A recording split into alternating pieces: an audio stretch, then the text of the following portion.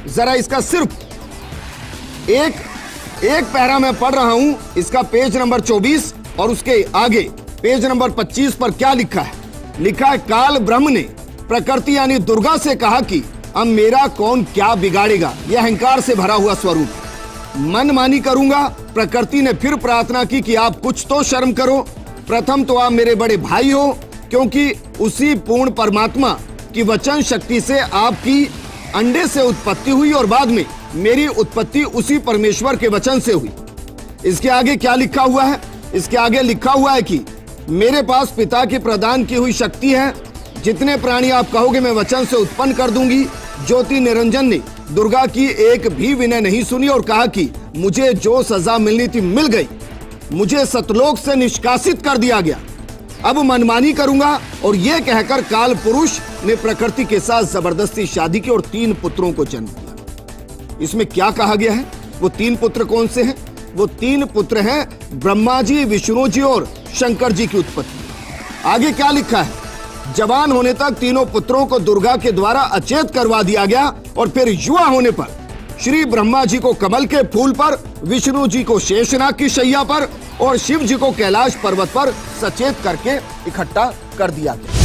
ये हैं first India news channel के एंकर विजेंद्र सोलंकी जी, जिनका मानना है कि ब्रह्मा विष्णु महेश के माता पिता नहीं है, जबकि इन्होंने शास्त्रों को अच्छे से पढ़ा नहीं है और संत रामपाल जी महाराज के ज्ञान को संक्रमण बता रहे हैं। संत रामपाल जी महाराज ने किस शास्त्र का हवाला दिया है वो भी आपको बताएंगे और ये भी आपको बता देते हैं जिस शास्त्र का हवाला संत रामपाल जी महाराज ने दिया है वो आप सभी के घरों में रखी है और आप उसको पढ़ते भी हैं।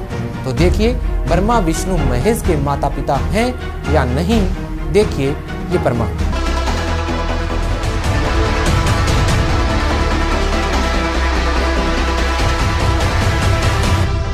हमें ये लोक वेद सुना करते थे, ये अपने सदग्रंथों से भी परिचित नहीं थे। ये ब्राह्मण गुरु ऋषि महर्षि इन पुराणों से भी परिचित नहीं थे। और ब्रह्मा विष्णु महेश को अजरो अमर सर्वेश्वर महेश्वर, इनके कोई माता पिता नहीं, इनका जन्म मृत्यु नहीं होता, ऐसे कहा करते थे। ये लोक वेदता दंत कथा थी और इनके जीवनी में लिखा है कि ये तो नासवान है, इनकी जन्म मृत्यु होती है, दुर्गा इनकी माता है और ये ब्रह्म इनका पिता है, ज्योति। ये देखिएगा जीवनी, ब्रह्मा विष्णु महेश की जीवनी। ये वही देवी भागवत गीता प्रेस गोरखपुर से प्रकाशित, संपादक हनुमान प्रसाद पोदार, चिमनलाल गोस्वामी। और देखना इस पे 123 पृष्ठ पे, तीसरा स्कंद 123 पृष्ठ पे विष्णु जी अपनी माता दुर्गा की महिमा गा रहे हैं और अपनी सतीथि बता रहे हैं। तुम शुद्ध स्वरूपा हो, ये सारा संसार तुम्ही से उद्भासित हो रहा है। मैं ब्रह्मा विष्णु, मैं माने विष्णु, ब्रह्मा और शंकर, हम सभी तुम्हारी कृपा से विद्यमान हैं। हमारा आविर्भाव मन जन्म, तिरोभाव मन मृत्यु हुआ करता है। केवल तुम ही नित्य हो, जगत जननी हो, प्रकृति और सनातनी देवी हो। ये प्रकृति शब्द भी याद रखना, आपका गीता जी में काम आएगा। जो 14वें अध्याय में दास आपको बताएगा कि प्रकृति से उत्पन्न तीनों गुण, रजगुण ब्रह्मा, सतगुण विष्णु, तम गुण शिव जी, ये जीव को कर्मानुसार फंसाए रखते हैं। प्रकृति माने दुर्गा। 14वें अध्याय के 3, 4, 5 श्लोक में लिखा है कि प्रकृति मेरी पत्नी है, मैं पति हूं इसका, इसके पेट में जीव स्थापित करता हूं जिससे सब जीवों की उत्पत्ति होती है। विष्णु जी कह रहे हैं कि मैं ब्रह्मा और शंकर, हम सभी तुम्हारी कृपा से विद्यमान है। हमारा आविर्भाव मन जन्म, तिरोभाव मन मृत्यु हुआ करता है। केवल तुम ही नित्य हो, जगत जननी हो, प्रकृति और सनातनी देवी हो। इसी का समर्थन भगवान शंकर कहते हैं। भगवान शंकर बोले, देवी यदि महाभाग विष्णु तुम्ही से प्रकट हुए हैं यानी उत्पन्न हुए हैं, तो उनके बाद उत्पन्न होने वाले ब्रह्मा भी तुम्हारे ही बालक हुए। फिर मैं तुमको लीला करने वाला शंकर क्या तुम्हारी संतान नहीं हुआ? इति सिद्धम के ब्रह्मा विष्णु महेश नासवान है, दुर्गा इनकी माता है। मुझे भी उत्पन्न करने वाली तुम ही हो शिवे। संपूर्ण संसार की सृष्टि करने में तुम बड़ी चतुर हो। इस संसार की सृष्टि, स्थिति और संहार में तुम्हारे गुण सदा समर्थ हैं। उन्हीं तीनों गुणों से उत्पन्न हम ब्रह्मा विष्णु एवं शंकर नियमा अनुसार कार्य में तत्पर रहते हैं। इससे सिद्ध हो गया रजगुण ब्रह्मा, सतगुण विष्णु, तमगुण शिव जी। और ये केवल नियमित काम कर सकते हैं, जैसा वर्क डन, इसमें कोई परिवर्तन ये नहीं कर सकते। इस पवित्र पुराण के इन चंद पंक्तियों ने ये स्पष्ट कर दिया, 4 कंसेप्ट क्लियर कर दिए। एक तो ये है कि ब्रह्मा विष्णु महेश नासवान, इनकी जन्म मृत्यु होती है। दूसरा ये हो गया कि दुर्गा इनकी माता है। तीसरा ये हो गया कि रजगुण ब्रह्मा, सतगुण विष्णु, तमगुण शिव जी है। और चौथा ये हो गया कि ये केवल जैसा जिसने कर्म किया है उतना ही आपको दे सकते हैं, उसमें कोई परिवर्तन नहीं कर सकते। ये पाप नाश नहीं कर सकते, प्रारब्ध में परिवर्तन नहीं कर सकते। रजगुण ब्रह्मा, सतगुण विष्णु, तमगुण शिव। ये देखो हमारे सदग्रंथों में प्रमाण। मार्कंडेय पुराण गीता प्रेस गोरखपुर से प्रकाशित है। ये गीता प्रेस गोरखपुर से प्रकाशित है और ये यहां से प्रकाशित है। इसके 123 पृष्ठ पर ले चलते हैं आपको। 122 से प्रारंभ करते हैं। यहां पर मार्कंडेय जी ज्ञान बता रहे हैं। मार्कंडेय जी बोले, मुने, यहां तक हम इसके सामने लेते हैं, यहां पर आते अपने मतलब की बात लेते। रजोगुण प्रधान ब्रह्मा, तमोगुण प्रधान रुद्र और सतगुण प्रधान विश्वपालक विष्णु हैं।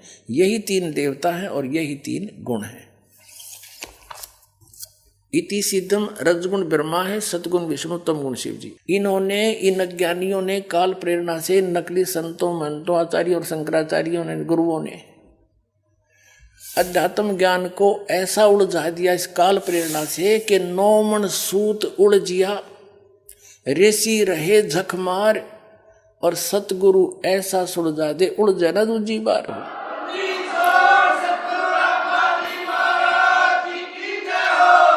अब इस सूत को सुलझाने के लिए दास ने इतने प्रमाण दिखाने पड़ते हैं, कहीं गांठ ना पड़ जा, थोड़ी सी भी कच्चा पॉइंट रह गया, नकलियों का दाव लग जाएगा। रामपाल झूठ बोला, झूठ बोला, और ये सारी झूठ बोल रहे, एक भी सच्ची नहीं। तो अब इनको ये कति कंडेम हो जाएंगे थोड़े दिन में, इनके पास स्थान नहीं रहेगा लोकने छिपने को।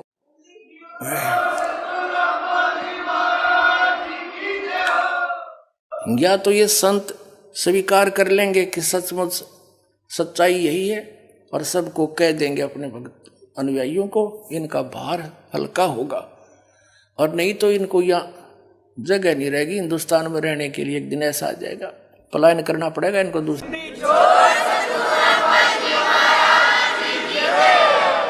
तो इस 9 मन सूत सुलझाने के लिए इतने 1 बिंदु को क्लियर करने के लिए ढेर सारे प्रमाण दे करके फिर आगे बढ़ना पड़ता है।